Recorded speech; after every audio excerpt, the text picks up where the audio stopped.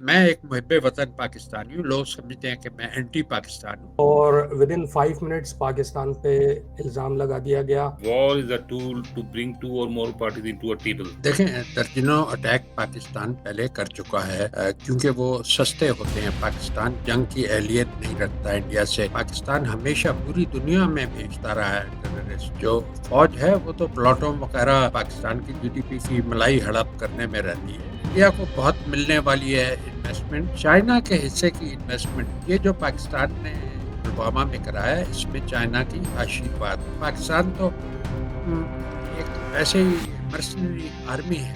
Country does not have an army, it's an army which has a country. तो इसके पीछे अंदाजा ये होता है कि इस जंग के जितने अखराजात हैं वो चाइना उठाए। असल बात होती है परसेप्शन की। पाकिस्तान अवाम का परसेप्शन जो है कि हम जीत गए, वो कभी भी इंडिया से नहीं जीते। तरह इंग्लैंड में है, हर मजहब की आज़ादी है और हर मजहब से आज़ादी। आर्मी और इस्लाम की वजह से पाकिस्तान इस वक्त bottom of the nation. India ने को दिखा दिया 11 एयरपोर्ट को 23 मिनट्स में हिट करके उन्होंने दिखा दिया। हाँ, वसीम बादामी सबसे ज्यादा जंग तो उसने लड़ी है, जहाज तो उसी ने गिराए। पंजाब साइड पे लोग जो है वो बड़ा खुशी मना रहे हैं पाकिस्तान के आर्मी के फेवर में।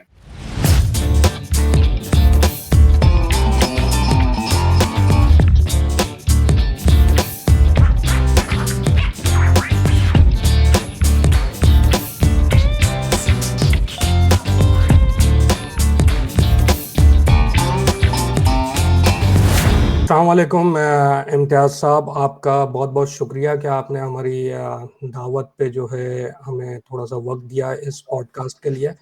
मैं इम्तियाज़ साहब वैसे तो किसी तारुफ के मोहताज नहीं है, मगर हमारी ऑडियंस के लिए मैं आपका तारुफ कराता चलूँ कि आप पाकिस्तानी ओरिजिन के ब्रिटिश शहरी हैं, मेरी तरह बिल्कुल। और आप जो हैं शिपिंग इंडस्ट्री से वाबस्ता रहे हैं एज अ चीफ इंजीनियर, और पिछले 2 साल कबल ही आप जो हैं रिटायर हुए हैं। आप सोशल मीडिया पे बहुत ज़्यादा एक्टिव हैं और एक बहुत बड़ी आपकी जो है फॉलोइंग है सोशल मीडिया पे, और आप के जो बेलाग और बेखौफ व ख़तर किस्म के तबसरे होते हैं सियासत पे भी और मज़हब पर भी, उससे बहुत सारे लोग इख्तलाफ भी कर सकते हैं, मगर बहुत सारे लोगों की वो दिल की बातें आप कह देते हैं बगैर किसी लाग लपेट के। तो आज हमारे इस प्रोग्राम में भी हम कोशिश करेंगे कि आपके उसी तरह के बेलाग तबसरे जो हैं वो अपने नाज़रीन के सामने लाएं, उन सवालों के हिसाब से जो कि आजकल बड़ा गर्दिश में है। तो सर हमने जो ये कोशिश करी है कि हम 3 सेगमेंट में इसको कर लेंगे प्रोग्राम को, कि पहले सेगमेंट में हम हालात हाज़रा पे बात कर लेंगे, जो आजकल करंट माहौल चल रहा है उसके हिसाब से। फिर दूसरे सेगमेंट में हम इसकी जो कोर वजूहात हैं, चाहे वो सियासी हों मज़हबी हों, उसके ऊपर बात करेंगे।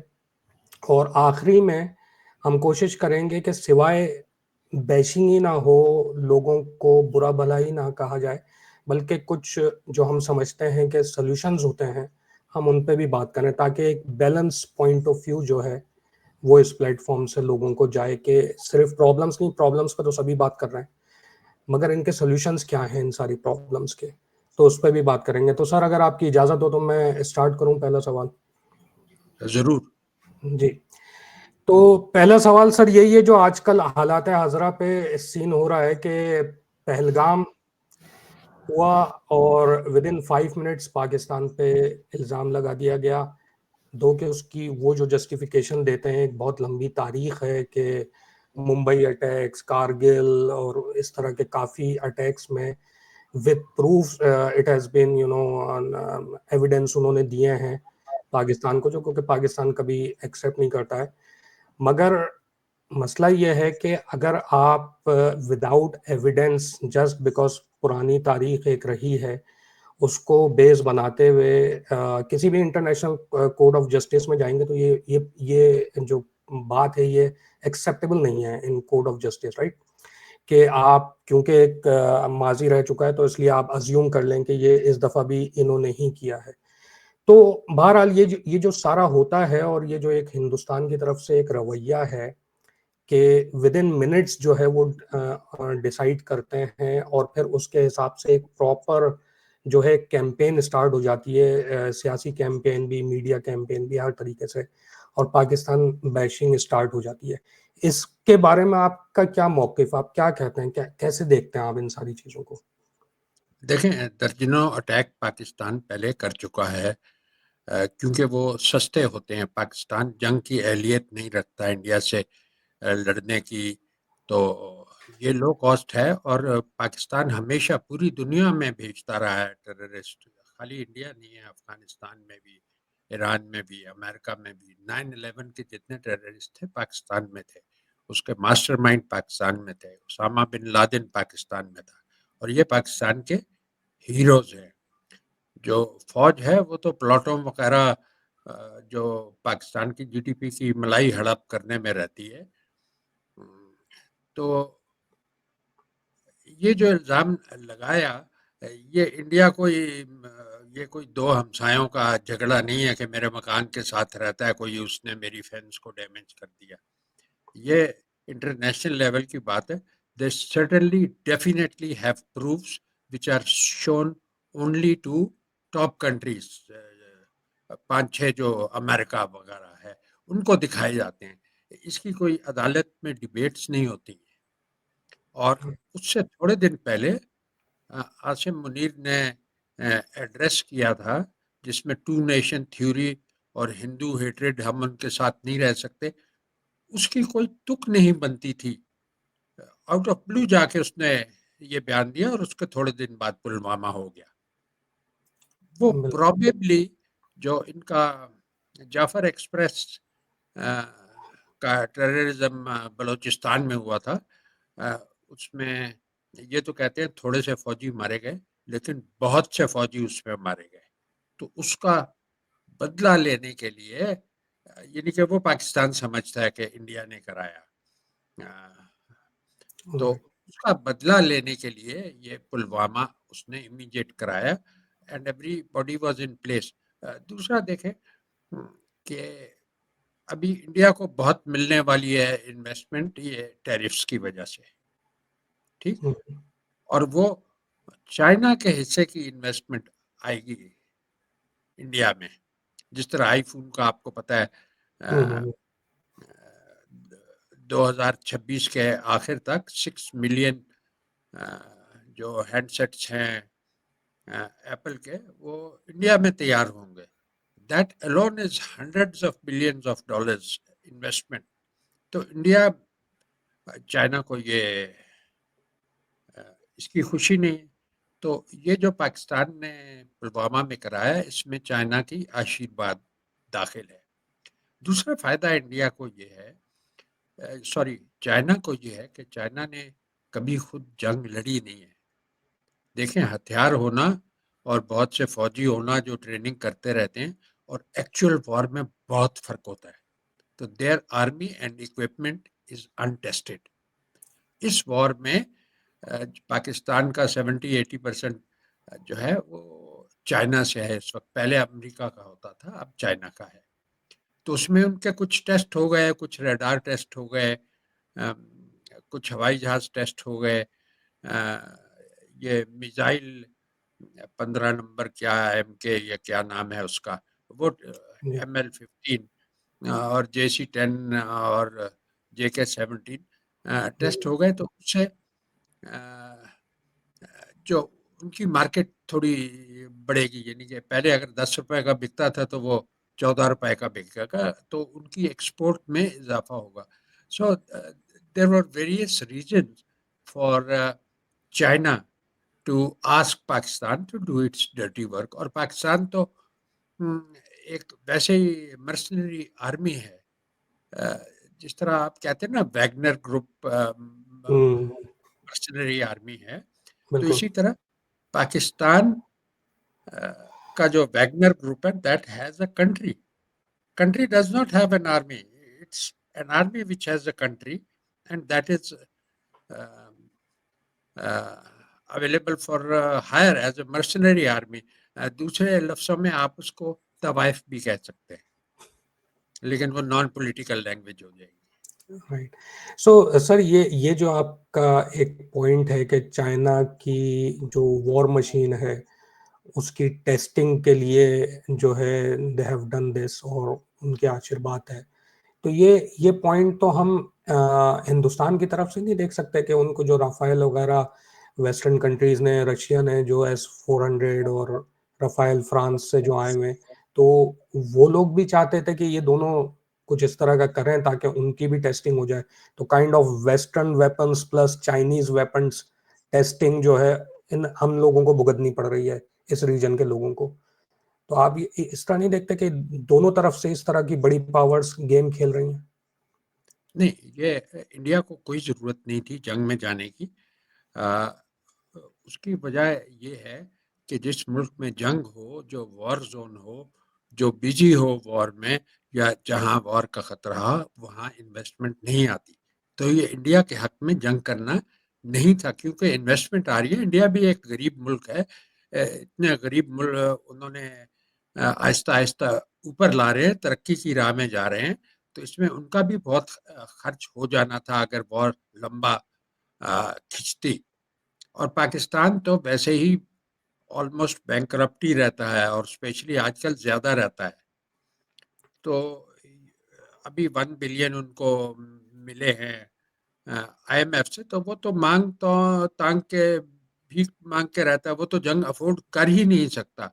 तो इसके पीछे अंदाजा ये होता है कि इस जंग के जितने अखराजात हैं वो चाइना उठाएगा, इसलिए पाकिस्तान राजी हुआ। पाकिस्तान भी बेवकूफ़ नहीं है कि जाके खामखा जंग शुरू कर दे। बिल्कुल। अच्छा, एक चीज़ और बताइएगा मुझे कि अब ये जो हुआ है ये कहानी, ये ज़ाहिर है ये पहली दफ़ा नहीं है, और ज़ाहिर है जो ट्रैक रिकॉर्ड लगता है पाकिस्तान का या इन इस तरह के वाक़यात का, ये लगता है कि आखिरी दफ़ा भी नहीं होगी। तो अगर इस तरह का कोई वाक़या दोबारा होता है कहीं पे, जैसे कि एक बड़ी वीडियो वायरल हो रही थी, जावेद चौधरी जो हैं वो एक सहाफ़ी हैं पाकिस्तान के, उनकी एक वीडियो वायरल हो रही है कि वो मौलाना मसूद अज़हर और इस तरह के लोगों ने जो है खुल के धमकी दी है कि हमारे लोगों को मारा है, मस्जिद गिराई है हमारी, तो अब हम इसका बदला लेंगे और अपने स्लीपर सेल्स वगैरह को एक्टिव करेंगे। अब आई डोंट नो वो वीडियो सही है या गलत है, बट इस तरह के सेंटिमेंट्स भी हैं वहाँ पे, व्हिच मीन्स कि इस तरह के वाक़यात दोबारा भी हो सकते हैं। तो ज़ाहिर है इंडिया रिटेलिएट करेगा, हो सकता है इससे ज़्यादा रिटेलिएट करे और अंदर घुस के मारे। तो इस तरह की अगर सिचुएशन मुस्तकिल बनती रहती है कि ये यहाँ से इस तरह के प्रॉब्लम्स क्रिएट करते रहें पहलगाम टाइप के, और वो रिटेलिएट करते रहें, तो ये तो उनको पनपने नहीं देंगे कि उनके पास इन्वेस्टमेंट आए, वो तरक्की की राह पे गामज़न हो। तो इसके लिए आप क्या देखते हैं कि क्या इंडिया जो है इस तरह इनके खेल खेल के अंदर हमेशा फंसता जाएगा, इस तरह ट्रैप में फंसता जाएगा और अपना नुकसान करता जाएगा, या इसका कोई आप देखते हैं कि इंडिया पॉइंट ऑफ व्यू से, क्योंकि आपकी एक बहुत बड़ी फॉलोइंग है, उन लोगों से आपका काफी डिस्कशन रहता है, तो उधर क्या सोच है इस मामले पे? देखें, पाकिस्तान आर्मी ने अपने ऑब्जेक्टिव हासिल कर लिया है। चाहे फतह जिस साइड की भी हो, उन्होंने कोई फतह हासिल नहीं की, लेकिन असल बात होती है परसेप्शन की। पाकिस्तान अवाम का परसेप्शन जो है कि हम जीत गए हैं, वो कभी भी इंडिया से नहीं जीते। तो इसकी वजह से आर्मी की गिरफ्त और मजबूत हो जाएगी पाकिस्तानी अवाम के ऊपर। इमरान खान की वजह से वो आर्मी जो है अपनी पॉपुलैरिटी या जो कॉन्फिडेंस है वो खो रही थी। Majority of voters were against the army after Imran Khan was removed from office and especially when he was put into jail. तो वो उनकी यानी कि वो बयानिया इमरान खान और पीटीआई का बयानिया इसकी वजह से ख़त्म हो गया। अब ये जो है जिस तरह फातेह होते हैं ना, फातेह के लश्कर, तो पाकिस्तान को अब टेररिज्म करने की इन शॉर्ट टर्म ज़रूरत नहीं है, ओके। क्योंकि ओके। हर जंग में ऐसा परसेप्शन तो नहीं बन सकता। दूसरा, इंडिया पाकिस्तान की बैक चैनल्स पे बात होगी, और जिस तरह मोदी ने कहा है, बात सिर्फ दो चीजों पे होगी, टेररिज्म पे होगी, और दूसरी क्या बात थी? पाकिस्तानी कश्मीर पे। हाँ, कि पीओके पे बात होगी और टेररिज्म पे बात होगी। यानी कि जो इंडस वाटर ट्रीटी है, that will remain in abeyance. अब जो ये नहीं कि पाकिस्तान ने पुलवामा कर लिया, उसका जंग हो गई, उसका खर्च इंडिया ने उठा लिया, वो सॉरी चाइना ने उठा लिया, वहाँ तक तो बात सही है। लेकिन दिस इज स्लो किलिंग, जो इंडस वाटर ट्रीटी अबेयंस में, और इसकी कोई गारंटी नहीं है। This was signed between two countries, जो वर्ल्ड बैंक ने खाली प्लेटफॉर्म प्रोवाइड किया था, यानी कि वर्ल्ड बैंक इसको गारंटी या एनफोर्स नहीं कर सकता। ये दोनों मुल्कों की मर्जी से ही चलता रहा है अभी तक। तो इसको जो सस्पेंड कर दिया है, अभी इंडिया के पास भी इतने पैसे, इतनी प्लानिंग नहीं है कि और डैम्स बनाए, उसमें 15 साल लगेंगे and hundreds of billions of dollar लगेंगे अगर पानी रोकना चाहता है। पानी लेकिन इवन फिलहाल डाइवर्ट भी करेंगे तो वो भी बहुत बड़ा जो है जी जी डेवलपमेंट बहुत रहेगा। खर्च होगा इस पे, और जरूरी नहीं कि वो करें। हम्म, लेकिन इंडिया करेगा कि जब फसलों को जरूरत होती है पानी की, उस वक्त वो पानी अपने एग्जिस्टिंग डैम्स में स्टोर कर लेगा। तो पाकिस्तान की फसलों को पानी की एक सर्टेन परसेंटेज कमी हो जाएगी, तो उससे एग्रीकल्चरल आउटपुट कम हो जाएगी। और मैंने आपकी और एक ट्वीट भी देखी इस पे, जिस पे आप ये कहते हैं कि उनको चाहिए कि जब फसलों का टाइम हो तो उस वक्त पानी रोक लें, और जब फसलों का टाइम नहीं हो तो पानी छोड़ दें। हाँ, उसके बाद पानी छोड़ते हैं, तो वो तो चूंकि उस वक्त फसलों में वो पानी नहीं दे सकते, तो उससे सैलाब आ जाएगा। तो ये ऑफ एंड ऑन करते रहेंगे, इसमें कोई खर्चा ज्यादा नहीं है। ठीक है। तो ये जो है बहुत स्ट्रॉन्ग पॉइंट इसके हाथ में, इसमें ये ना यूनाइटेड नेशन इंटरफियर कर सकती है। हाँ, बिहाइंड द चैनल्स अमेरिका, सऊदी अरब वगैरह रिक्वेस्ट कर सकते हैं, उस पर बातचीत हो सकती है। पाकिस्तान को आप चाहिए, मैं एक मुहिब्बे वतन पाकिस्तानी हूँ, लोग समझते हैं कि मैं एंटी पाकिस्तान हूँ। मुझे पता है कि आर्मी और इस्लाम की वजह से पाकिस्तान इस वक्त यानी कि bottom of the Nations, one of them है। तो मैं चाहता हूँ कि ये आर्मी का इन्फ्लुएंस कम हो ताकत में, और इस्लाम डाइल्यूट हो जिस तरह सऊदी अरब में हो रहा है। तो यानी कि इन्होंने वो तो अपने पैर पे कुल्हाड़ी मार ली है, ये इंडस वाटर ट्रीटी की वजह से। ये सबसे बड़ा नुकसान है जिसको अभी आवाम की समझ में ही नहीं आई। हाँ, वो जब तक इम्पैक्ट नहीं आएगा आई थिंक उन लोगों को समझ नहीं आएगा। बट इससे एक रिलेटेड क्वेश्चन, आपने बिल्कुल ठीक कहा, लगता भी अपेरेंटली ऐसे ही है कि जो जो इमीडिएट ऑब्जेक्टिव थे पाकिस्तान की आर्मी के उनकी जो पॉपुलैरिटी कम हो रही थी इमरान खान की वजह से और सारे इस पीटीआई के इशू की वजह से, वो उन्होंने रीगेन कर लिया है, अपेरेंटली ऐसा लगता है। दो के सोशल मीडिया पे आज भी लोग जो हैं बहुत ज़्यादा कोई इससे मुतासर नहीं है, मगर एक अपेरेंट सेंटिमेंट ऐसा लगता है कि उन्होंने वो चीज़ रीगेन कर लिया है। मगर जो आपने एक दूसरा पॉइंट रेस किया था कि इसके अंदर चाइना के अपने इंटरेस्ट भी हैं, कि वो नहीं चाहता कि वहाँ का जो पूरी मार्केट शिफ्ट है टैरिफ्स वगैरह की वजह से वो इंडिया मूव हो, तो वो एलिमेंट तो बहरहाल अभी ओपन रहेगा ना।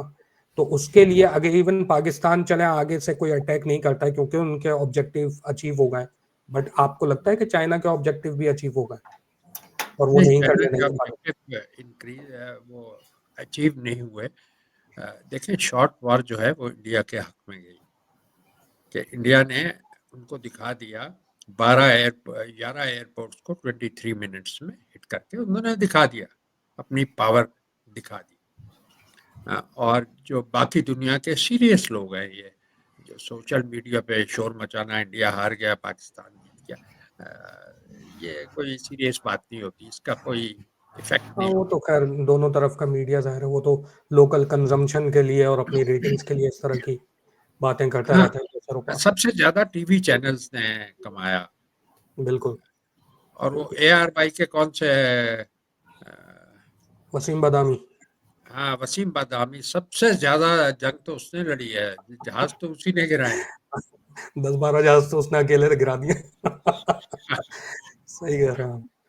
जी अच्छा जीएम भाई, आप इम्तियाज कुछ कह रहे हैं जी? साहब, जी इम्तियाज साहब, अब जैसे कहा जाता है कि war is a tool to bring two or more parties into a table, ठीक है। और इस वक्त जो 2 दिन से जो सिचुएशन है, जब से सीज फायर हुआ है, तो आप समझते हैं अगर ये टेबल टॉक्स में होते हैं तो वो जो जिस वजह से जंग की गई, ये तो ठीक है, हमें नजर आता है थर्ड पार्टी चाइना थी जिसको इससे फायदा होने वाला था, और वो हुआ भी। उसके शेयर्स उसके मार्केट में जो है उसके बड़े हैं चाइना के। लेकिन अब अगर टेबल टॉक होती है, क्योंकि इवेंचुअली बैठना तो टेबल में ही है, तो इस टेबल टॉक्स में क्या पाकिस्तान अपने वो अहदाफ जो है वो ले पाएगा या इंडिया? क्या समझते हैं आप? वो तो इंडिया लेगा, जिस तरह मोदी साहब ने कल अपनी तकरीर में वाजे किया कि सिर्फ 2 टॉपिक डिस्कस होंगे, तो उसमें तो कोई गुंजाइश नहीं रहती। उसमें बहुत टाइम लगेगा इंडस वाटर ट्रीटी पे बातचीत करने में। यानी कि इस वक्त जो पाकिस्तान के लिए सबसे नुकसानदेह है वो इंडस वाटर ट्रीटी है, और जो कुछ और स्टेप्स मोदी ने लिए थे ये ऐलान करने के बाद, पुलवामा का ऐलान करने के बाद। तो इंडिया अभी आई थिंक बेटर दोनों पोजीशन में मुल्कों में है। दोस्ती नहीं हो सकती ऑफ अगर कोर्स। ट्रेड नहीं हो सकती। इनके तलकात कशीदा ही रहेंगे, लेकिन जंग नहीं होगी। हम्म। आई थिंक पाकिस्तानी एस्टेब्लिशमेंट का तो सर्वाइवल ही इसी एक पॉइंट पे है कि उनको एक बड़ा दुश्मन मुस्तकिल चाहिए इस एस्टेब्लिशमेंट का टोटल कंट्रोल रखने के लिए। और वो अगर बड़ा दुश्मन ख़त्म हो जाता है इन टर्म्स ऑफ कि इनकी दोस्तियां हो जाती हैं और ये सारे मसले मसाइल सॉल्व हो जाते हैं, तो इतनी छोटी सी और गरीब कंट्री और गरीब आवाम के ऊपर इतनी पावरफुल आर्मी का कोई जस्टिफिकेशन रह नहीं जाती। तो आई थिंक उनके पॉइंट ऑफ व्यू से देखें तो भी वो इस बड़े दुश्मन को हमेशा जिंदा रखेंगे लोगों के जहन में, क्योंकि वो उनकी सर्वाइवल के लिए है। अब वही जिस तरह आप कहते हैं कि ट्रक की लाल बत्ती कश्मीर के पीछे लगा के रखा हाँ, हुआ है वो लगा के 70 साल। रखा हुआ उन्होंने, बिल्कुल। लेकिन अगर ये दुश्मनी का हम देखें कि दुश्मनी की वजह क्या है, ये है क्या? अगर हम समझना चाहें कि पिछले 75 सालों से कई जंगें हुई हैं, 4 तो जंगें हुई हैं, तो उसका हासिल क्या हुआ और इस दुश्मनी की वजह क्या है? मतलब यानी कि इसका क्या वो मजहबी है या इक्तिसादी है, क्या है वो? नहीं, इसमें पीछे तारीख में जाना पड़ेगा। पाकिस्तान जो कायम किया गया है वो एक बफर स्टेट के दौरान, एडिशनल बफर स्टेट, एक तो बफर स्टेट हो गई अफगानिस्तान। तो ये रशिया और उसके दरमियान फासला करने के लिए, क्योंकि at that time communism was the biggest danger. तो ये उस वॉर का हिस्सा था, इसीलिए इन्होंने पाकिस्तान को एक मिलिट्री स्टेट बनाया। हमेशा पाकिस्तान को अच्छे अच्छे जहाज अमेरिका से, इंग्लैंड से मिलते रहे हैं, और उसी वजह से इकोनॉमी भी उनकी ठीक थी, तकरीबन मुफ्त में माल मिलता था। और इसका फ़ायदा पाकिस्तान कायम करने का उठा लिया उन्होंने। जो रशिया को शिकस्त हो गई अफगानिस्तान में, और उसके बाद यूएसएसआर जो है वो टूट गया, हिस्सों में बट गया। अभी तो रशिया कोई पावर ही नहीं है। रशिया की जो इकोनॉमी है वो आईफोन की वैल्यूएशन से कम है। तो वो तो ठीक। टूट गया, ख़त्म हो गया। तो इसलिए इस्लाम की भी ज़रूरत थी उनको, और पाकिस्तान की भी ज़रूरत थी। वो मकासद हासिल कर लिए। तो इसलिए पाकिस्तान अब वो गाय है जो आवारा फिर रही है, जिसको अपने मकसद का पता ही नहीं है। तो ये तो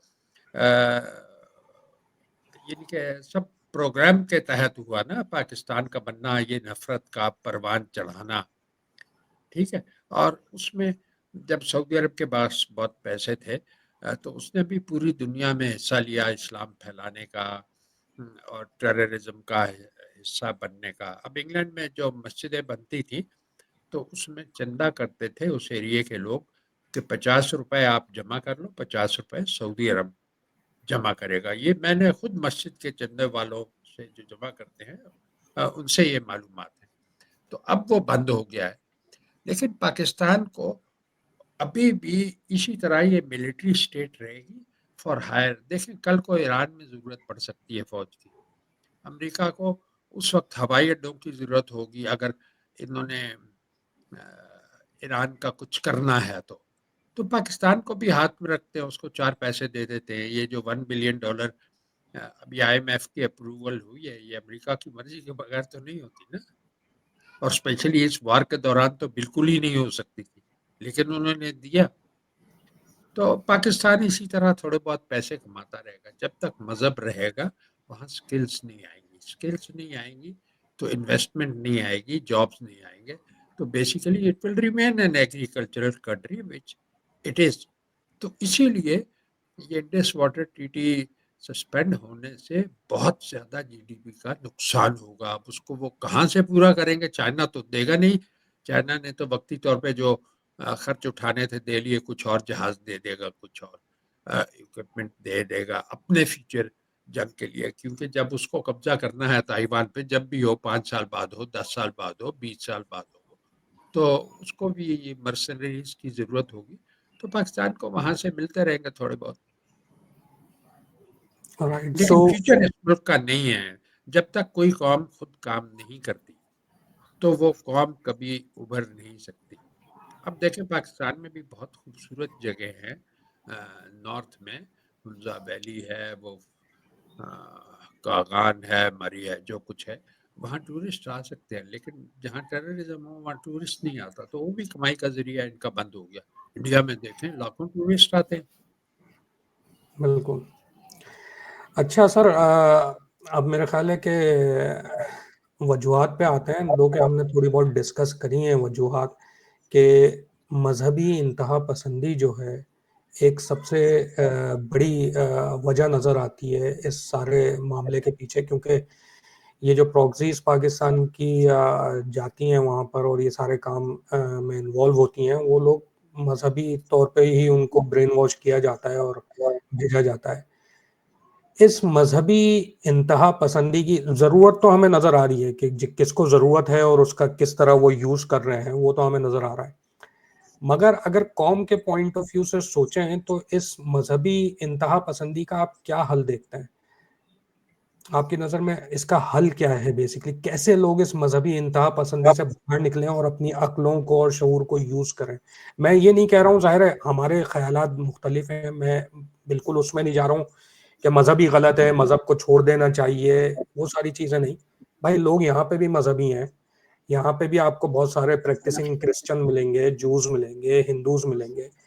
बट अगर आप देखें तो वो लोगों की मज़हबी इंतहा पसंदी अपने मज़हब से बिल्कुल वो ज़रा सा भी नहीं हटते, मगर वो अपनी मज़हब की इतने ज़्यादा इंतहा पसंद नहीं है कि उसकी बेस पे वो दूसरे को मरने-मारने पे तैयार हो जाएँ, सुसाइड अटैक्स करने को तैयार हो जाएँ। ये बात हमें सिर्फ़ अपने मज़हब के अंदर ही क्यों नज़र आती है? सॉल्यूशन क्या है इसका? ये रीज़न क्या है इसका? देखें, as long as religion is private और द कंट्री इज सेकुलर, तो उसमें जिस तरह इंग्लैंड में है, हर मज़हब की आज़ादी है और हर मज़हब से आज़ादी है। यानी कि आप एथीस्ट बन जाएं, दूसरे रिलीजन पे क्रिटिसाइज करें विदाउट किलिंग पीपल, तो that is fully allowed under free speech. तो पाकिस्तान ने तो वो रास्ता बंद किया हुआ है, ये ब्लास्फेमी कानून के तहत। और फिर जितने मुसलमान अभी हैं वेस्ट में भी, वो भी कोशिश करते रहते हैं इस्लामोफोबिया का झंडा खड़ा करके। That is the blasphemy laws they want to import to west also. तो पाकिस्तान में तो दूसरी साइड का लिटरेचर अवेलेबल था ही नहीं। लेकिन जिस तरह क्रिश्चियनिटी को तोड़ा था प्रिंटिंग प्रेस ने, इसी तरह इस्लाम को भी तोड़ेगा इंटरनेट, सोशल मीडिया, गूगल। ठीक है, ये इंफॉर्मेशन अब हर एक की दस्तरस में है। तो पाकिस्तान में इस वक्त तकरीबन 4 से 5% एक्स मुस्लिम्स रहते हैं। लेकिन वो वहाँ के कवानीन की वजह से और जो सोशल बायकॉट की वजह से, भाई सबसे पहले तो आपका जॉब चला जाएगा अगर आप ओपनली एथीस्ट डिक्लेयर करें अपने आप को। अपने रिश्तेदार आपसे कतराने लग जाएंगे। और अगर आप कम उम्र हैं तो आपका अब्बा ही आपको कूटना शुरू कर देगा। ठीक है, तो वो यानी कि they will remain atheist in closet. तो आहिस्ता आहिस्ता ये सिलसिला फैलेगा। और देखिए, जो भी यानी कि ज़्यादा कट्टर मुल्क हैं जिस तरह पाकिस्तान, ईरान, अफगानिस्तान हैं, वो इकोनॉमी में डाउन से डाउन होते जाएंगे। तो एक बॉटम पे पहुंच जाएंगे कि उस बॉटम से और नीचे नहीं जा सकते, तो वहाँ से फिर तरक्की ही मुमकिन है। ठीक है? वो भी साइंस की तरफ आएँगे, रिलीजन से दूरी इख्तियार करेंगे।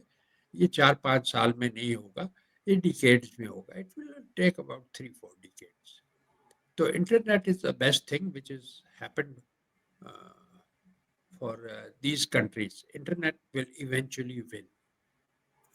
राइट, आई थिंक हाँ, जैसे जैसे लोगों के दरमियान अवेयरनेस बढ़ेगी और उनको दूसरे point of view, philosophy, specially Greek philosophy वगैरह, इन सब चीज़ों को वो पढ़ेंगे और समझेंगे, सो आई थिंक उनको समझ में आएगा कि मज़हब का मुकाम क्या है। और मज़हब वाकई एक प्राइवेट बिलीफ है, जो आज़ादी होनी चाहिए हर आदमी को, जो बिलीफ वो रखना चाहे, जो करना चाहे वो करे, बट एज लॉन्ग एज वो दूसरे के ऊपर इन्फोर्स नहीं कर रहा है या उसकी बेस पे, अपने ख्यालात की बेस पे दूसरे को जज नहीं करता, I think it should be allowed. But उससे आगे अगर जाता है तो then it is a problem.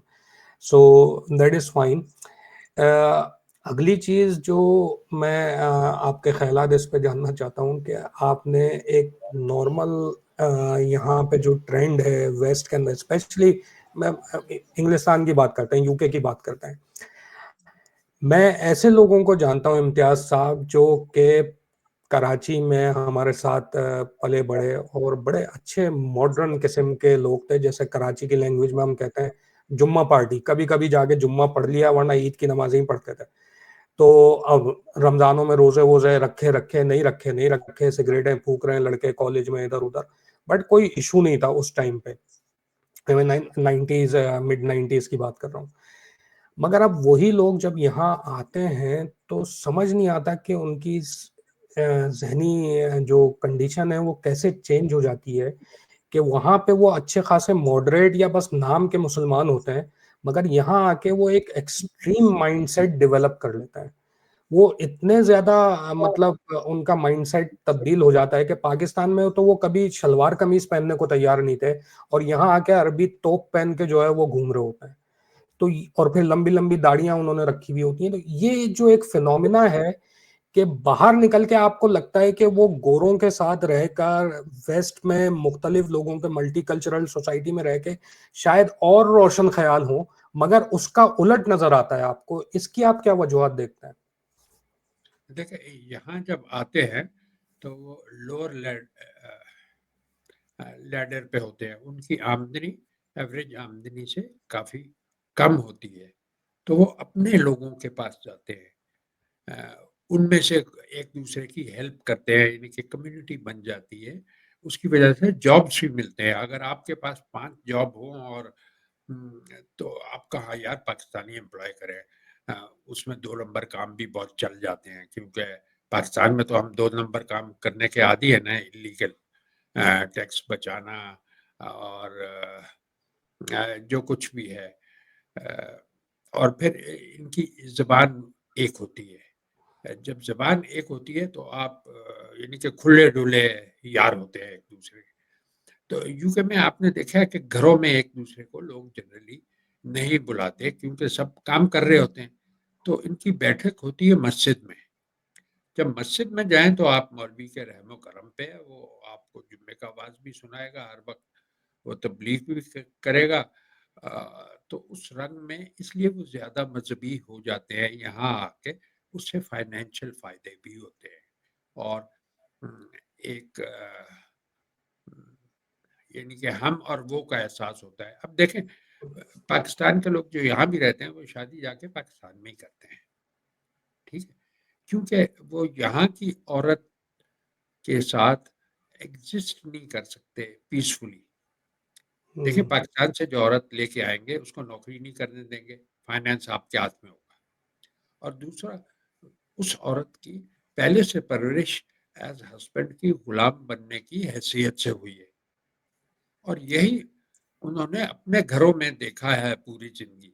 तो वो एक इक्वल या इंडिपेंडेंट सोच रखने वाली औरत के साथ निबाह कर ही नहीं सकते। लेकिन वो फिर गुड़िया अच्छी भी लगती है। तो वो जो अ, उनकी इक्वल एज की औरत है, वो तो उनसे फंस नहीं सकती बराबरी की बुनियाद पे। तो बिल्कुल। इसीलिए ग्रूमिंग गैंग्स वगैरह शुरू हुए थे, छोटी उम्र की लड़कियां पटा के तो आगे उनसे प्रॉफिट भी हासिल किया उन्होंने। तो इनको इकोनॉमिकल फ़ायदा है यानी कि दोबारा मुसलमान रीबॉर्न मुस्लिम होने में, कम्युनिटी का फ़ायदा है। राइट। और इस पे हमने एक प्रोग्राम भी किया था कि यहाँ पे जो मज़हबी इंतहा पसंदी है स्पेशली वेस्ट के अंदर, इसके अंदर हमने एक दो फिनोमेना पे इसी तरह बात करी थी। एक तो यही कि जो फर्स्ट जनरेशन माइग्रेंट्स हैं, जैसे हम और आप लोग हैं, जो पैदाइश हमारी वहाँ की है मगर हम यहाँ पर आए। फिर एक second generation, third generation migrant हैं, जो हमारे बच्चे जो यहीं के माहौल में पैदा हुए हैं। मगर जो आप एक वही वाली चीज़ देखते हैं कि चलें, ये वाला आर्ग्यूमेंट मुझे समझ आता है, वैलिड है, लॉजिकल है कि उनको जॉब के मसले मसाइल हैं या और जिस किस्म की सपोर्ट मिल जाती है लैंग्वेज वगैरह की वजह से, तो वो एक क्लोज कम्युनिटी का हिस्सा बन जाते हैं और फिर वहाँ से वो जो है एक्सट्रीम माइंडसेट डेवलप कर लेते हैं मस्जिदों में बैठकर। मगर जो यहाँ के बच्चे हैं, जो सेकंड थर्ड जनरेशन के लोग हैं, जो कि कभी पाकिस्तान उनमें से अक्सर गए भी नहीं हैं, पाकिस्तान कभी विजिट नहीं किया है, हज उम्रे कभी नहीं किए हैं उन्होंने, उनके अंदर जो एक्सट्रीमिज्म, उनको लैंग्वेज का बैरियर भी नहीं है, उनकी एजुकेशन भी ठीक है, इंग्लिश वो बोलते हैं, उर्दू पंजाबी वो टूटी फूटी बोलते हैं। They don't have all those issues जो फर्स्ट जनरेशन माइग्रेंट्स के थे। स्टिल जो उनकी एक्सट्रीमिज्म है, वो कहता हूँ जो फर्स्ट जनरेशन माइग्रेंट है उनसे भी ज्यादा है। इसका क्या रीजन है? क्या ये कनेक्टेड है उसी से कि क्योंकि बाप एक्सट्रीमिस्ट हो गया है तो वो औलाद को भी वैसे ही उठा रहा है? जी, एक तो घर की ट्रेनिंग हो गई, इंडोक्ट्रिनेशन। दूसरा ये स्कूल में जाते हैं तो वहाँ बच्चे आज़ाद ख़्याल होते हैं। लेकिन उनको भी जो ज़्यादातर मुस्लिम फैमिलीज़ हैं, फर्स्ट जनरेशन, सेकंड जनरेशन की, शाम को अपने बच्चों को मदरसे में भेजते हैं, ताकि बच्चे हाथ से ना निकल जाएँ, ख़ास तौर पे लड़कियाँ ना हाथ से निकल जाएँ, डेटिंग ना शुरू कर दें। तो वो तो फिर ऑनर का मसला आ जाता है ना। तो देखें, ये जो टेररिज्म के वाक़यात होते हैं, एक्सट्रीमिज़्म के, ये आप पूरी आबादी क्लियर करें तो उनमें से इक्का-दुक्का ही होता है, इट्स वेरी लो परसेंटेज। तो आखिर में एसिमिलिएशन हो ही जाती है और हो रही है आहिस्ता-आहिस्ता। अ, अब देखें यहाँ धमाका किए हुए कितना अरसा हो गया है। वो जो इन्होंने ट्रेन्स पे और बसेस पे किए थे, उसको अरसा गुज़र चुका है। एक एमडी को इन्होंने मारा था वहाँ अ, मैनचेस्टर में या वहीं रॉचडेल का एरिया जो है, उसको भी बहुत साल हो गए हैं। तो अब देखें एक कार्टून पे कितने कत्ल हो जाते थे जो अ, ये हॉलैंड में कहाँ हुए थे। तो अब मेरे जैसे, आप जैसे कितने यानी कि सोशल मीडिया पे लोग बैठे हैं, लोग मुझसे पूछते हैं कि तुम्हें खतरा महसूस नहीं होता, तुम डरते नहीं? नहीं भाई, कोई डर की बात नहीं। यहाँ देखें, किसी को मारना है, मार ना भी सके तो पकड़े जाओगे तो इकोनॉमी तो तबाह हो गई। उसके बाद जेल से रिहा भी हो जाओगे तो उसके बाद भी जॉब मिलने में बहुत मुश्किल पेश आएगी, क्योंकि वो तो आपको ठप्पा लग गया कि आप जेल में रहे हैं। तो यहाँ कोई खतरा नहीं है, इसीलिए सोशल मीडिया आम हो रहा है और इसी वजह से ट्विटर जो है पाकिस्तान में बैन किया गया था। अब ये दो वजूहत थी, एक तो मज़हब की वजह से और दूसरा आर्मी के खिलाफ जो ये पीटीआई वाले लिखने लग गए। तो अब चूंकि पीटीआई का वो आर्मी ने रीगेन कर ली है ये 4 दिन में अपनी पोजीशन, तो उन्होंने खोल दिया है, अभी ट्विटर खुला हुआ है। अच्छा, अच्छा। तो इम्तियाज साहब, एक सी जैसे भी आपने कहा कि अगर हम इसको देखें पिछले 2 सालों से जो आर्मी की पाकिस्तान में जो है ना काफ़ी जो है वो इनके खिलाफ लोग बात करते थे, इसी वजह से सिर्फ ट्विटर भी बंद हुआ। लेकिन अब जिस तरह के मौजूदा सूरत-हाल को देखें तो आर्मी ने तो एक तरीके से अपने आप को वहाँ पर जो है मीडिया वॉर कह लें, कुछ कह लें, मीडिया के थ्रू अपने आप को जो है दोबारा उसका अपने इमेज को बिल्डअप किया है पाकिस्तान के अवाम की नज़र में। उसमें भी मैं नहीं समझता, क्योंकि वो भी ज़्यादातर आप पंजाब साइड पे देखेंगे तो ठीक है, लोग काफ़ी उस पे जो है करें, लेकिन अगर आप सिंध साइड पे देखें, आप बलूचिस्तान में देखें, अगर आप केपीके में देखें, तो इतना ज़्यादा कोई खुशी का इज़हार या इस तरह की जो यकजहती का जो दिखाया जाता है, वो इन 3 सूबों में नहीं है। लेकिन हाँ, पंजाब साइड में लोग जो है वो बड़ा खुशी मना रहे हैं पाकिस्तान के आर्मी के फेवर में। तो बहरहाल फिर भी जो है पहले ही इतनी ज़्यादा वो कंट्रोल किया हुआ था लोगों के हालात पे, जो है लोगों के ऊपर। तो अब तो वो मज़ीद क्या मज़बूत नहीं हो गए हैं। मज़ीद वो जो है वो इंतहा पसंदी की तरफ तो खैर वो पहले भी कर रहे थे, लेकिन अब चूँकि उनके हाथ मज़ीद मज़बूत नहीं हो गए हैं इस 4 दिन की जंग के बाद जो मीडिया ने उनको पेश किया है। जी, जी। आर्मी के हाथ तो मज़बूत हो गए ना, they have recaptured that position. और अब पीटीआई का भी कोई बंदा अगर फ़ौज के खिलाफ बोलेगा, उसको नहीं बोलने दिया जाएगा, यानी कि सोशल मीडिया पे ही उसको गालियाँ देने लग जाएँगे। तो अ, उसकी मिसाल मैं कहता हूँ कि जो पीटीआई के लोग इस वक़्त फ़ौज की तारीफ़ में गुन गा रहे हैं, उनकी हैसियत वैसे ही है कि एक मुसलमान औरत को तलाक हो गई और उसके बाद वो हलाला करके वापस आना चाहती है। सही। राइट। नहीं, ये तो है, ठीक। चलें सर, मेरा ख़्याल है अब आखिरी हम सेगमेंट पे आते हैं। उस पे जाने से पहले मैं एक सवाल आपसे करना चाहूँगा कि सोशल मीडिया पे अगर हम देखें जो कि पाकिस्तानी एक्स मुस्लिम है ख़ास तौर पे, स्पेशली जो उसमें से बड़े नाम हैं, माज़रत के साथ आप बशमूल आप ही, जो आप लोग की पोस्टें होती हैं वो एक वन साइडेड जो है ना बैशिंग हो रही होती है इस्लाम की और पाकिस्तान की। उससे अपेरेंटली सर ऐसा लगता है, क्योंकि देखें अगर आप और या कोई भी जो क्लेम करता है कि वो एथिस्ट है, तो फिर एथिस्ट का मतलब है वो सारे मजहब उसके लिए बराबर है, राइट? मजहब का ही प्रॉब्लम है, मैन मेड चीजें हैं तो सभी बराबर है। लेकिन जब आप अपनी पोस्ट्स में, अपनी ट्वीट्स में या अपनी वीडियोस में सिर्फ एक सिंगुलर या वन डायमेंशनल, यूनिडायमेंशनल जो है आप चीज़ों को लेके चलते हैं, तो उससे एक ऐसा इम्प्रेशन आता है कि एक पर्टिकुलर फॉलोअरशिप को खुश करने के लिए ऐसा किया जा रहा है, जी, जबकि उनके यहाँ की जो मजहबी इंतहा पसंदी है वो भी आप देखें हैं हिंदुत्व और इस तरह की चीज़ों में काफ़ी उभर के आती है, जो कि दूसरी साइड का एक पर्सपेक्टिव है। मैं नहीं कह रहा, एक दूसरी साइड का पर्सपेक्टिव है कि भाई उनके यहाँ भी तो इस तरह की मजहबी इंतहा पसंदी है। उस पे जो है आप लोग का देखें तो एक खामोशी सी नजर आती है। तो इस पे आपका क्या मौक़िफ़ है? कैसे इसको आप जवाब देंगे इस तरह के सवालों पे? जी, जी। ये आपकी बात बिल्कुल सही है। वो मैं भी तमाम मज़ाहिब को क्रिटिसाइज़ करता था। आज से 3 साल, कम से कम 2 साल पहले तक। लेकिन इस वक़्त जो है कोई भी मज़हब के लोग जो दूसरों को नुकसान पहुँचा रहे हैं, वो सिर्फ़ मुसलमान हैं। देखिए, क्रिश्चियनिटी जो है उसमें रिफ़ॉर्मेशन आ चुकी है, ज्यूज़ रिफ़ॉर्म हो गए, बुद्धिस्ट किसी को कुछ नहीं कहते, सिख भी किसी को कुछ नहीं कहते, चैरिटी वर्क भी करते हैं। हिंदूज़ भी किसी दूसरे मुल्क को आज तक जाके उन्होंने फ़तह नहीं किया, ठीक? तो जो दूसरों को नुकसान पहुँचाने वाला मज़हब है, वो सिर्फ़ इस्लाम रह गया। दूसरी बात ये है कि जो भी मज़हब के फॉलोअर्स होते हैं ना, तो मज़हब सबसे ज़्यादा अपने फॉलोअर्स को नुकसान पहुँचाता है, दूसरों को कम पहुँचाता है।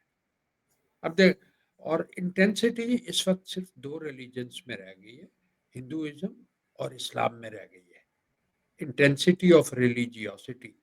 लेकिन इस्लाम में अ, भी कम हो रही है, बाकी मुल्कों में आप इंडोनेशिया चले जाएँ, मिडल ईस्ट में भी कम हो रही है। तो पाकिस्तान और ईरान और अफ़गानिस्तान, ये जो खित्ता है, इसमें तो रुकी ही नहीं कभी, बढ़ रही है इंटेंसिटी, क्योंकि स्टेट लेवल से कंट्रोल्ड है। हमारे भी बचपन में हमारे साथ अहमदी भी बच्चे खेलते थे, ईसाई भी होते थे, तो कोई कभी मसला पैदा नहीं हुआ। शुरू में वो गोरे का छोड़ा हुआ मुल्क था, तो इसलिए तकरीबन सेकुलर ही था। हुँ, हुँ। तो बाद में आहिस्ता-आहिस्ता ख़ास तौर पे सबसे ज़्यादा ज़ियाउल हक़ ने नुकसान पहुँचाया। तो देखें हिंदुइज्म का नुकसान आप देखें कि पाकिस्तान इस वक्त जो औरतों के हुकूक, जो औरतों की कंडीशन है, मर्द उनको कैसे ट्रीट करते हैं, वो 146 मुल्कों की लिस्ट है। उसमें अफगानिस्तान 146 पे है, पाकिस्तान 145 पे है, ईरान 144 पे है। लेकिन इंडिया भी कोई अच्छा नहीं है, 129 पे है इंडिया। इंडिया से अच्छा तो बांग्लादेश जा रहा है। बांग्लादेश में इसलिए अच्छा हुआ कि औरत के हाथ में जो यूनुस ने रिफॉर्म की या हसीना माजिद ने, जब वहाँ टेक्सटाइल इंडस्ट्री में औरतों को जॉब मिलने शुरू हुए, तो उस इकोनॉमी की वजह से वो वहाँ औरतों की हालत थोड़ी बेहतर हो गई। तो पाकिस्तान में तो नहीं हुई, पाकिस्तान में तो और ख़राब हुई। और क्योंकि वो और ज़्यादा मज़हब के करीब चले गए थे, तो खाली बुर्का ही नहीं होता, ये ऑनर किलिंग देख लें, शादियां देख लें, जो रेप्स है ये देख लें, तो ये बहुत से अब कैलकुलेशन करके ये जेंडर गैप इंडेक्स बनता है। तो ये 2024 की रीडिंग है। तो Hindus are not too much better, लेकिन रिफॉर्म्स हो रही हैं। आप देखें हिंदू घर में टॉयलेट नहीं होता था, वो टॉयलेट को बुरा समझते हैं, बाहर ही जाते थे। लेकिन खास तौर पे जब से मोदी जी आए हैं, उन्होंने लोगों को कर्जे दिए टॉयलेट बनाने के लिए। तो अब जो है large percentage of people are having toilet in this country. वो भी हिंदुइज्म का ही नुकसान था ना, रिलीजन की वजह से उनके अपने अवाम को, हिंदुओं को पहुंच रहा था। उसमें रेप्स भी होते थे। खेतों में गई है औरत तो अंधेरा है, पकड़ लिया। अब रात के वक्त भी तो औरतों को जाना पड़ता है। और सांप काटने से 7,000 डेथ्स होती थी इंडिया में, जो अब बहुत कम हो गई है। खेतों में सांप तो होते हैं, बिल्कुल। तो 1 मिलियन लोग या 20 मिलियन लोग जाएंगे तो उसमें 8-10 तो मारे जाएंगे। तो लेकिन वो दूसरों के ऊपर थोप नहीं रहे, अपना नुकसान खुद ही करा रहे हैं। आप ये कास्ट सिस्टम से कितना नुकसान है हिंदुइज्म को, बिल्कुल। ठीक है। लेकिन उनकी जो गवर्नमेंट है, हिंदू कंट्री तो एक ही है ना, मेजर कंट्री, ठीक। उन्होंने देखे जो लोअर कास्ट को कितने जॉब दे रहे हैं, उनको दाखले अच्छे स्कूलों में इन्हीं के मेरिट से हट के मिल रहे हैं, तो वहाँ रिफॉर्म्स हो रही हैं। अब पाकिस्तान में नहीं है कि एमडी है वो यानी कि माइनॉरिटी है तो उसको भी हम मेरिट से हटा के दाखला दें, उनको तो बल्कि जॉब से निकाल देते हैं। तो जॉब से इस्लाम में रिफॉर्म नहीं हो रही, बाकी रिलीजन्स में सर्टेन स्पीड से रिफॉर्म हो रही है। बल्कि जब मैं हिंदुओं के खिलाफ ही लिखता था ना, तो जिस तरह पाकिस्तानी कहते हैं I am proud to be Muslim, तो हिंदू भी कोई कहता है कि I am proud to be Hindu, our religion is the oldest existing religion. तो मैंने कहा congratulation to you, you have been fool for the longest time in history. Right, right, right, ठीक है। नहीं, सही है। मैं ये पॉइंट वैलिड है। आई टेक इट के जाहिर है क्योंकि इस वक्त जो इश्यूज सबसे ज़्यादा इस एक मज़हब में हैं, इसलिए जो है इस एक मज़हब के बारे में लिखते हैं। लेकिन इसी से रिलेटेड एक सवाल ये भी बनता है इम्तियाज साहब के, सिर्फ बैशिंग करना, और वो भी इस लेवल की बैशिंग करना कि जिसके अंदर इंसल्ट का पॉइंट जो है वो पहलू जो है वो काफ़ी ज़्यादा उजागर हो, उससे बेटर ये नहीं है कि हम इस तरह की एक बैलेंस कोशिश करें कि हम लोगों को एजुकेट भी करें। क्योंकि इंसल्ट से होता क्या है कि अगर आप 100% सही बात भी कर रहे हैं मगर उसमें एक बेइज्जती का और इंसल्ट का पहलू नुमाया है, तो जो आदमी अगर खुले दिमाग के साथ आ भी रहा है तो वो एकदम अपना शटर क्लोज कर लेता है और वो निकल जाता है, क्योंकि उसको वो बेइज्जती जो है वो अप फ्रंट नजर आती है, उसके पीछे की लॉजिक और वो चीजों को समझने को फिर वो तैयार नहीं होता। तो इसके बारे में आप क्या क्या कहेंगे? 1400 साल से रिफॉर्म नहीं हो सकी, तो अगर हम वही लहजा इख्तियार करें जो तबलीगी जमात वाले करते हैं, मीठा लहजा, उससे कभी समझ नहीं आएगी। तो उसमें सरकाज़्म यूज़ करते हैं हम, दैट इज़ लीथल वेपन, कि मज़ाक उड़ाया जाए। उस पे वो दिल में तिलमिलाएँगे, जब कंटिन्यूअस तिलमिलाएँगे तो वो कभी सोचेंगे भी, यानी कि तन्हाई में सोचेंगे। तो हम ये, क्योंकि वो वक़्त गुज़र चुका है उनको आर्गुमेंट्स देने का। रिलिजन में देखें, आर्गुमेंट्स या लॉजिक कोई हैसियत नहीं रखती, स्पेशली इस्लाम में। अब वो जो आदम हवा है, उसकी स्टोरी सेफगार्ड करने के लिए जो दूसरे मज़ाहिब कल्चर से चोरी की गई है, उसके लिए वो एवोल्यूशन को नहीं मानते। आप 10,000 साइंटिफिक उनको दे दें लॉजिक्स, वो मानेंगे? नहीं मानते, बिल्कुल। तो ये जो हम मजाक कराते हैं उनका, जो भी करते हैं, it is with the purpose के ऑल आउट वॉर। अब यानी कि वो प्यार मोहब्बत चलाने का वक्त 1400 साल में गुजर चुका है। राइट, मगर ये करने में हम अपने पीछे लोगों को भी तो लगा लेते हैं जो एक फैनेटिक तो हर जगह है, और इस सोसाइटी में तो बहुत ही ज्यादा है। तो आपको नहीं लगता कि लोग जो है आपको, मतलब आप अपने आप को खतरे में डाल सकते हैं इस तरह की? जी जी, देखिए मेरी उम्र हो गई है 72 साल, जिस तरह आपको मैंने बताया। जो जिंदगी में लोगों के एम्स होते हैं, इकोनॉमिकल एम्स होते हैं, वो सारे पूरे हो गए। मैं इस वक्त रिटायर हूँ, लेकिन अभी भी जो मेरी नेट सेविंग्स हैं वो बढ़ रही हैं। अभी भी रिटायरमेंट में भी मेरे इनके डिफरेंट जगह से इनकम आती है, और अब तो ट्विटर से भी आनी शुरू हो गई। 2000 पाउंड मेरा ट्विटर के बन जाते हैं, जिसकी मुझे ज़रूरत नहीं है। अच्छा, बच्चे जो हैं वो उससे ज़्यादा कमा रहे हैं जो मैं चीफ इंजीनियर होते हुए शिपिंग में कमाता था। वो पार्ट भी ख़त्म हो गया। अब मेरे पास रह गए हैं, एवरेज एज देखें तो 5 साल और रह गए हैं। उससे पहले भी जा सकते हैं, उससे बाद में भी जा सकते हैं, बट इट इज़ इममटीरियल। तो मेरे पास कोई स्ट्रगल अर्निंग्स वगैरह करने के लिए उसकी मुझे कोई ज़रूरत नहीं है। अच्छा, मुझे भी, आपको भी, नबी साहब को भी, और तमाम मुसलमानों को भी, सबको ये लाइफ फ्री मिली।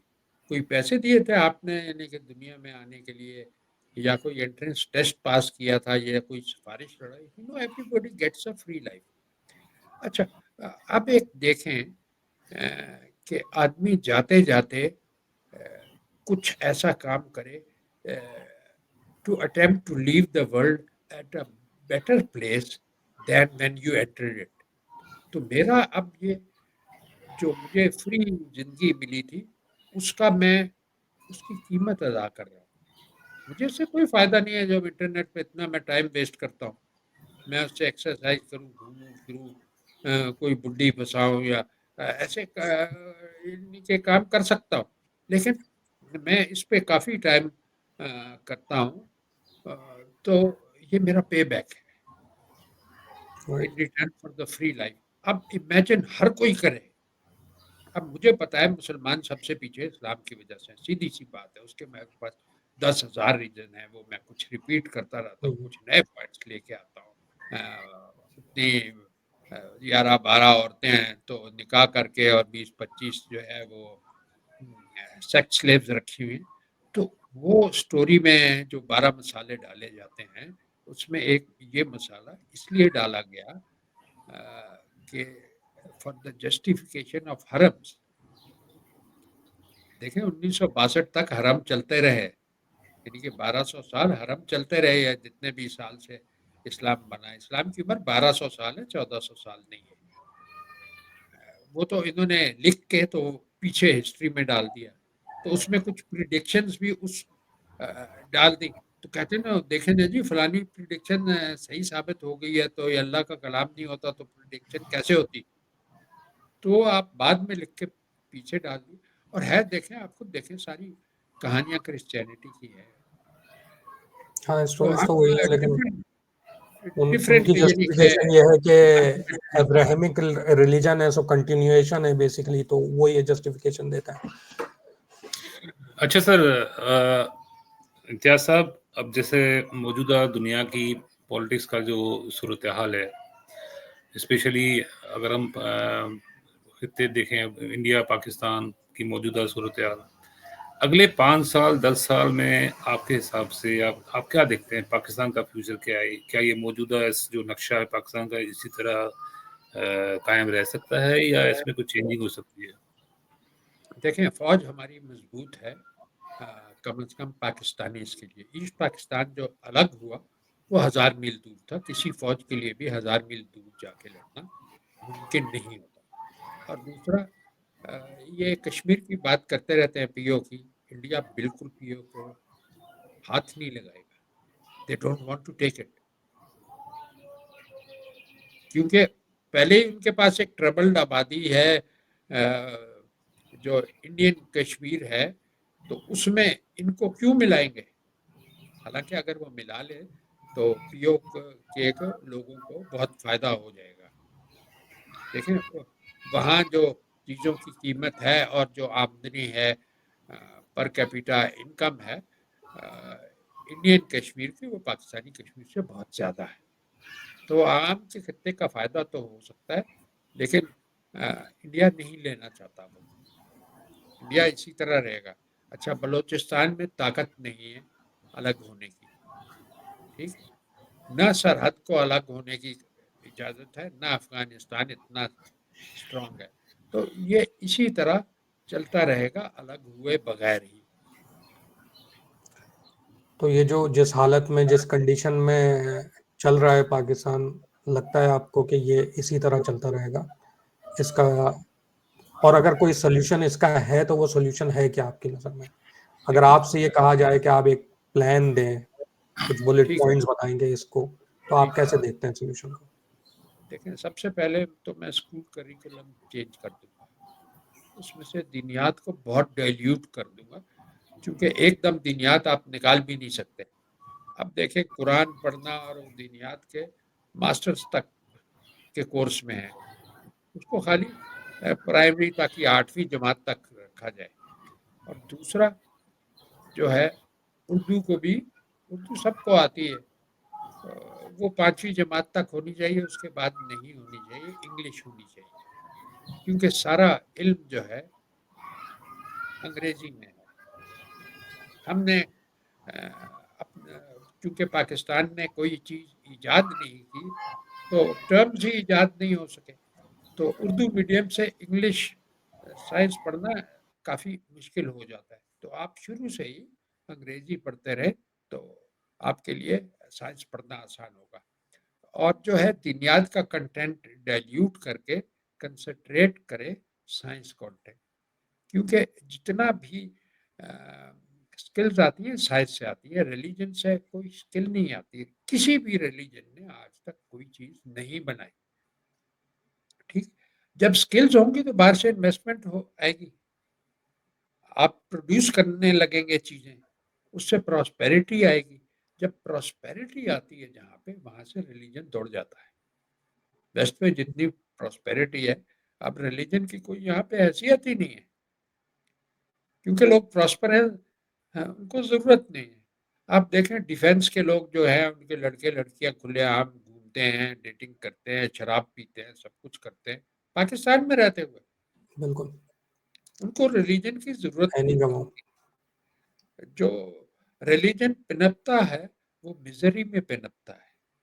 अब देखें, इस्लाम में तमाम जो एंटरटेनमेंट की चीज़ें हैं, डांसिंग है, गाना हो गया, शराब पीना हो गया, ये सब बैन है। तो इसकी मैंने कभी कभी पोस्ट भी करता हूँ कि happiness is ban in Islam because it interferes with your misery, और मिजरी में ही पड़ता भूलता है।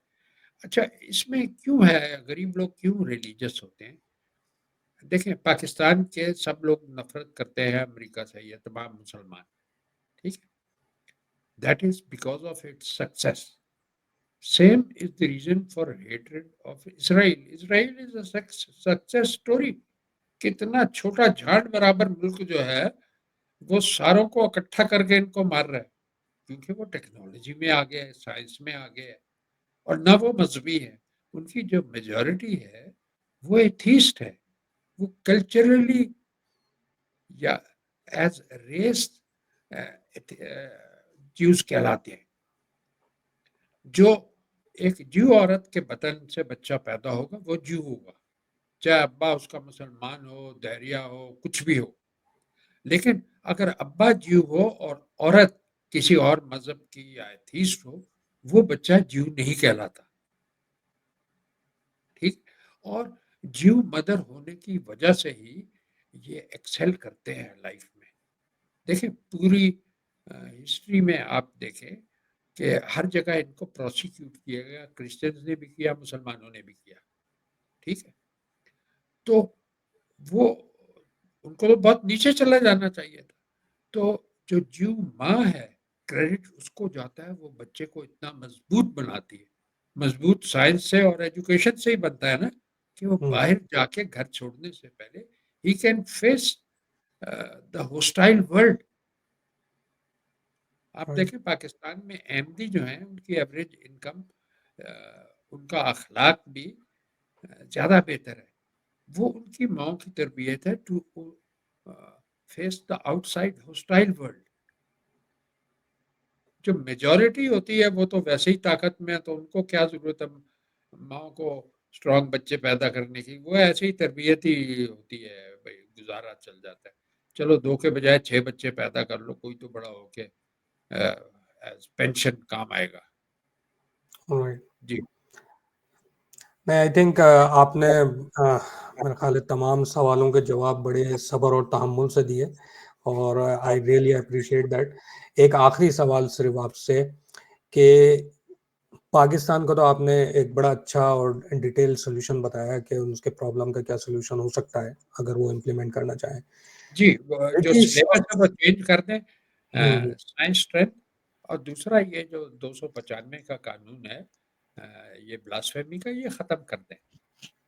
राइट। और ये खत्म सिर्फ सैंक्शन से हो सकता है। राइट। लेकिन वो सैंक्शन इसलिए नहीं लगाते कि पाकिस्तान की जरूरत है एज मर्सनरी आर्मी।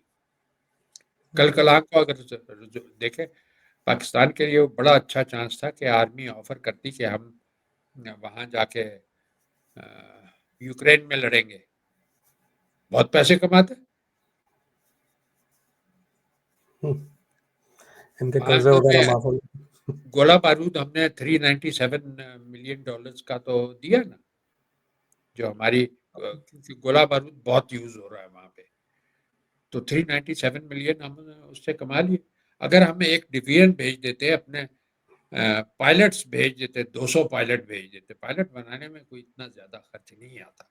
पाकिस्तान के बहुत बहुत सरप्लस पायलट है, और पाकिस्तान के पायलट अच्छी क्वालिटी के हैं। मैं क्योंकि एयरफोर्स के सिस्टम में खुद रहा हूँ, तो मुझे पता है उनको बहुत नाजो नाम से पाला जाता है, अच्छी ट्रेनिंग है। तो वो कितना कमा के लाते हैं भाई, उसमें 10 बिलियन आप कीमत रखे, हम 200 पायलट देते हैं आपको, जहाज आपने F-15, 16 वगैरह जो ये उड़ा सकते हैं, और हमको 10 बिलियन दे दें तो उनको मिल जाते हैं ये बिडेन के दौर में। लेकिन ये ख्याल ही नहीं आया किसी को, या जो कुछ भी कमा सकते थे। तो ये यानी कि पाकिस्तान पे सैंक्शन नहीं लग सकती ये 295 के तहत। बेसिकली मजहबी इंतहा पसंदी जो है वो कम की जाए सिलेबस के थ्रू और इन सारी चीज़ों के थ्रू, ताकि लोगों में फिर साइंस की तरफ रुझान बढ़े और ये लोग स्किलफुल हों और फिर दुनिया इनकी तरफ मुतवज्जा हो। लेकिन अगर ये मजहब के अंदर ही इंतहा पसंदी के अंदर ही रहेंगे और उसी को फरोग देते रहेंगे तो इनका कोई मुस्तकबिल नहीं है, या इसी तरह रहेंगे अगले चंद सालों में भी। भाई तो जो भी निकल सकता था पाकिस्तान से निकल गया है, जो बिल्कुल भी अफोर्ड कर सकता था, लोग अपनी जान हथेली पे रख के छोड़ रहे हैं। ये देखते नहीं कि वो जो बोट आ रही थी उस पर 40 पाकिस्तानी डूब गए। राइट ठीक है, राइट तो इस्लाम से ज्यादा मोहब्बत जो होती है वो इकोनॉमी की मोहब्बत होती राइट है। Religion is not a binding factor, economy is. Exactly. मगर अब इसी से रिलेटेड मेरा एक आखिरी सवाल है इम्तियाज साहब के, वेस्ट में जो इश्यूज हैं, यहाँ तो इकोनॉमी भी बेटर है, इनको इकोनॉमी के जो है जॉब के बिजनेसेस के चांसेस भी ज़्यादा हैं। स्टिल यहाँ पे जो एक मजहबी इंतहा पसंदी है, उसका अब आप क्या सोल्यूशन देखते हैं? वजूहत तो हमने देख ली कि क्यों है, क्योंकि वो वहाँ से आते हैं, पढ़े लिखे नहीं होते, ज़बान का बैरियर, जॉब की सारे मसले मसाइल, वजूहत तो हमें समझ में आ गई है। मगर आप इसका सोल्यूशन क्या देखते हैं वेस्ट के अंदर, खास तौर पर ब्रिटिश सोसाइटी को हम देखें तो यहाँ जो ये इंतहा पसंदी है, मुस्लिम इंतहा पसंदी, क्योंकि अगर आप देखें बहुत सारी जो है अब सोशल मीडिया पे इस तरह के क्लिप्स वायरल हो रहे हैं कि लोग ये खुलेआम क्लेम कर रहे हैं, पब्लिकली मतलब क्लेम कर रहे हैं इनके उलमा और इनके स्कॉलर्स कि ये इनेविटेबल है कि ब्रिटिश सोसाइटी के अंदर शरीयत नाफिज होगी, बिकॉज हम जिस तरीके से बढ़ा रहे हैं अपनी आबादी को यहाँ पर, और बच्चे हमारे पैदा हो रहे हो, तुम्हारा बर्थ रेट गिरता जा रहा है, इवेंचुअली 10-20 साल बाद, 50 साल बाद ये होना ही होना है। तो अब ये बड़े खुल के एक तरीके से बदमाशी के तौर पे ये क्लेम किया जा रहा है, और इसकी वजह से एक हेट्रेड और नफरत जो है यहाँ के लोकल्स में वो भी बढ़ती जा रही है, जो कि एक बिल्कुल मतलब एक उसका रीजन है कि आप जब ये देखेंगे तो इसका अब आप क्या सोल्यूशन देखते हैं? देखें, इसमें सबसे पहले बेनिफिट्स खत्म करते हैं। ये जो आते हैं ना इलीगल इमिग्रेंट्स, उसको 4 स्टार होटल में, 3 स्टार होटल में डाल देते हैं, कितने साल उसको अलाउंस मिलता रहता है, और वो साइड पे ये जो इलेक्ट्रिक बाइक है इस पर डिलीवरी भी करता रहता है, ठीक है, उसको बेनिफिट्स काटते हैं। और जो जनरल बेनिफिट्स हैं स्पेशली फॉर इमिग्रेंट्स जो आगे भी चलते हैं, वो कम कर दें, उसके लिए कुछ लॉ बनाएं कि इतने साल आप रहे हैं तो ही फलाने फलाने बेनिफिट क्लेम्स कर सकते हैं। तो बेनिफिट करने से, ख़त्म करने से आइंदा आने वाले जो हैं वो कम हो जाएंगे, ठीक है। और ये भी जो इसमें मेजॉरिटी जो है इमिग्रेंट्स की, मैं जानता हूँ 2 नंबर काम करते हैं, बेनिफिट्स पे ही बैठे होते हैं। तो वो बेनिफिट्स अगर उनसे छीन लिए जाए तो उनके पास ये बाहयात खुराफात करने की का वक्त नहीं मिलेगा। जो 9 to 5 जॉब करता है ना, वो ऐसे लफड़ों में नहीं फंसता है, वो अपने इनके जॉब के पीछे लगा रहता है।